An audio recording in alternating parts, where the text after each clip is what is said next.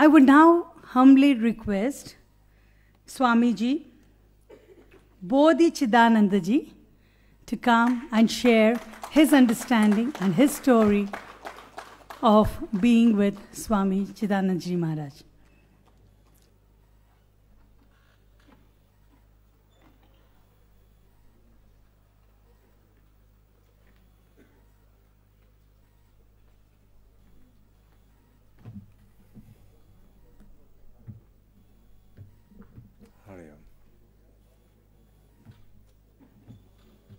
I think most of the students have gone now. I wanted to speak something to the students.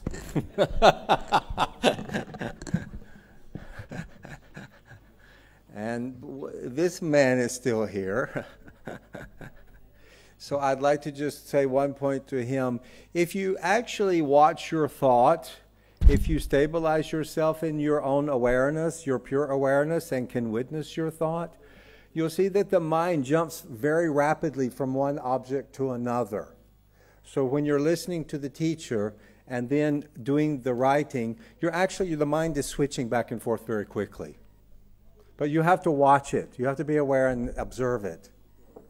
That's my take on your question. Anyway. And also regarding the students, my spiritual life started from the school, because I thought I'd tell a little bit about how I came to Swami Chidananda, or better, how he came to me, because they say when the disciple is ready, the guru comes, and things work in a very mysterious way. They don't always work the way you think they're going to work, you know. As I think Swami Gyanananda was saying earlier, it's not always a neat package, and suddenly it unravels and something new emerges that you didn't ever conceive could even exist.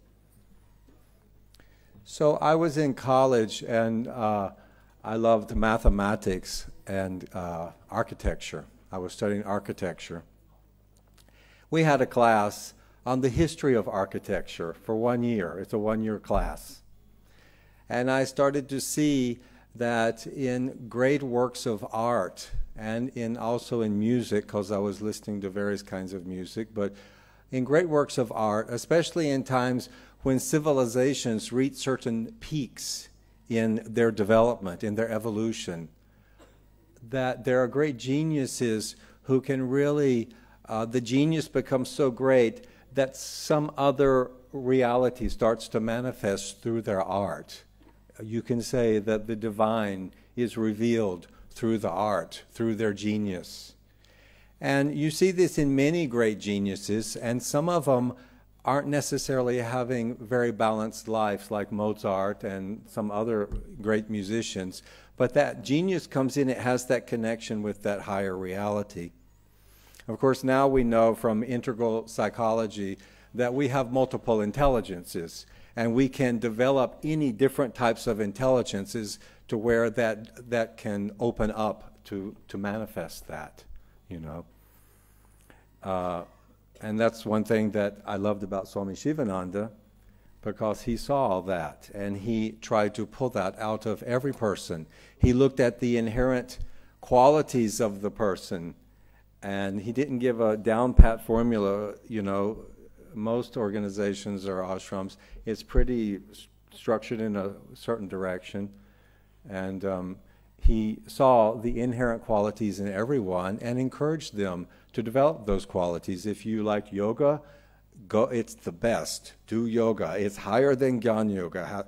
Or if you like Gyan Yoga, he would say it's higher than Bhakti Yoga, you know. Or he would say, or if you like music, he would encourage you to find God through music or through dance, you know. I think everyone here knows and can conceive that the classical Indian dancers can go into high states of consciousness through their dance. So originally in India, it was all of the fields had that ability. They structured it with that ability to enter high states of consciousness through any discipline. It wasn't just in this cloth, you know, it's everywhere in all of it. So I saw that and I thought, well, I love architecture, but there's lots of architects and there's something more important. So I left and I lived in parks and under trees and begged my food in America. I mean, I didn't know what a sadhu was. I didn't know what an ashram was, you know. I lived like that for about 10 years, and I did start meditating, and I was doing yoga also. And one day, you know, I used to go to a park in San Diego and do my yoga and meditation. And one day I prayed to God, I've heard that Hatha yoga is not true yoga. Please teach me true yoga. So within just a couple of days, I found myself at the Yogananda Ashram, Self-Realization Fellowship. I didn't even know it was there, but I entered the ashram, first as an employee and eventually as a monk, you know, and took Kriya Yoga. It turned out that Kriya Yoga was what I had already been practicing just from intuition. All the practices I was already doing. And so I knew I'd been a Kriya Yogi before.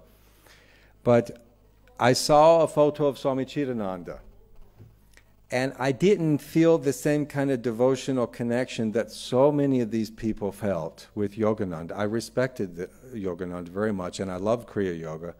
But when I saw Swami Chidananda's photo, I really did recognize him. And I told the board of directors, the Swamis, and eventually, after a couple years, the head of the organization, Sri Dayamata, said I should go to India and meet Swami Chidananda. Just before that happened, as young monks, we were in charge of taking care of the meditation gardens. And one day they told us, go clean the meditation gardens really fast and get back because there's a VIP coming. And I don't know why I thought this. I think sometimes these great ones stick thoughts in our minds. Because I just thought, well, there's only one VIP in the world, and that's Swami Chidananda. I did. I don't know why. So the monks, we went and cleaned the meditation gardens, and then they left, and I hid behind a bush. And sure enough, a car pulled up, Swami Chidananda and Swami Vimlananda came out. But I could not go there because the big nuns, anyway, were there, and I'm not supposed to be there. So I stayed behind the bush, and I just prayed 3 times, please take me to India, please take me to India, please take me to India. And it was actually just shortly after that Sri Dayamata sent the order I should go to India and meet Swami Chidananda. And it was kind of confusing for the Swamis there, but finally they just said, you know, we think that these paths have crossed many times with many of us. So, and we respect him. He's one of the greatest saints. We have the greatest respect for him. So that's how I came to India. And what attracted me to Swami Sivananda and Swami Chidananda was the broad vision. You know, Lord Buddha said 3 things you need. You need right conduct, right view, which is the world vision, how you see the world, and right meditation. So I already had the right meditation with Kriya Yoga, but we had a study class in the morning, the monks, morning and evening, 1-hour group study, and we weren't allowed to read anything else for the first few years except for Yogananda. You're not supposed, and Brother Lawrence, one Christian mystic. And I had hidden under my bed a book of Swami Sivananda and a book of Swami Chidananda, and I would run back to my room and pull those books out from under my bed, you know. And I remember one time I was reading Swami Sivananda's book on Raja Yoga, and it said, follow me, I'll make you a great yogi. I said, fine, I'll do that, you know.